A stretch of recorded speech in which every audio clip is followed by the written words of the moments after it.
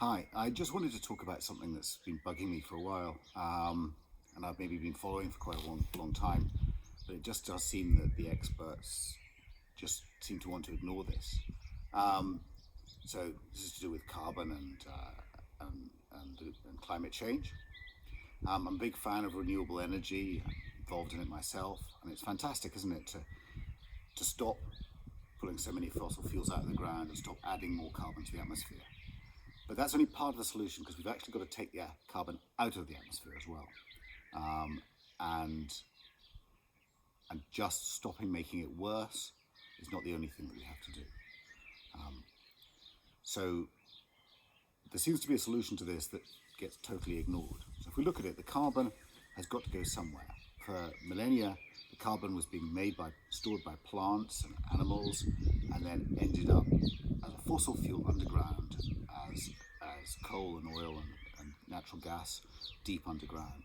And that removed lots of carbon from the atmosphere, and it made the climate that we enjoy just now. Then over a couple of hundred years, we extracted an awful lot of that.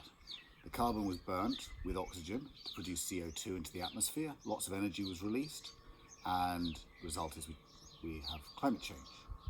And now that carbon has got to go somewhere. It can't just disappear. So where can it go? Where can it safely go? We can't put it back into a solid form without using loads and loads of energy. Not at least the way it came. Carbon plus oxygen, like CO2 plus loads and loads of energy. Reversing it requires lots of energy. So just pushing it back as oil or coal onto the ground isn't possible. So where's the next solution? Well, there's industrial carbon capture, where we're trying to take the carbon and pump it under the ground as a gas. I'm not saying you should never do it, but it's not without its problems, and that carbon isn't doing any good. So maybe some of it can happen. We can't put it in the atmosphere, obviously, because of climate change. There's loads of carbon in the sea, but if we add more carbon to the sea, then what we do is we acidify the sea, and then it dissolves the coral reefs, etc., that are the lifeblood of the sea, so we can't put it there. So then the next thing is we can have it in living creatures, whether they're plants or animals or humans or whatever it is. Carbon can exist in those, but obviously they've got a natural lifespan. They can't last forever. So on average, trees last about 30 years. It's a brilliant place to put some of the carbon for some of the time, and I'm not arguing against that. Totally, really good idea.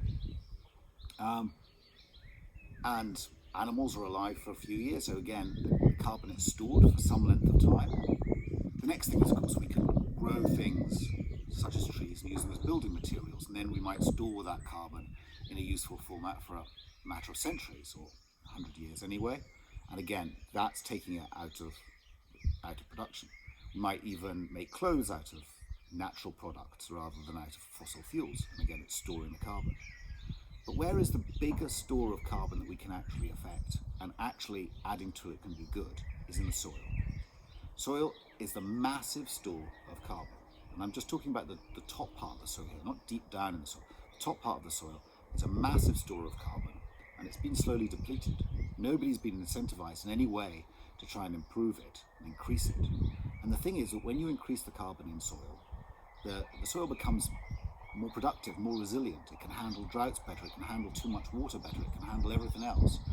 And fundamentally, that's where we should be putting the carbon, where it's actually going to do some good.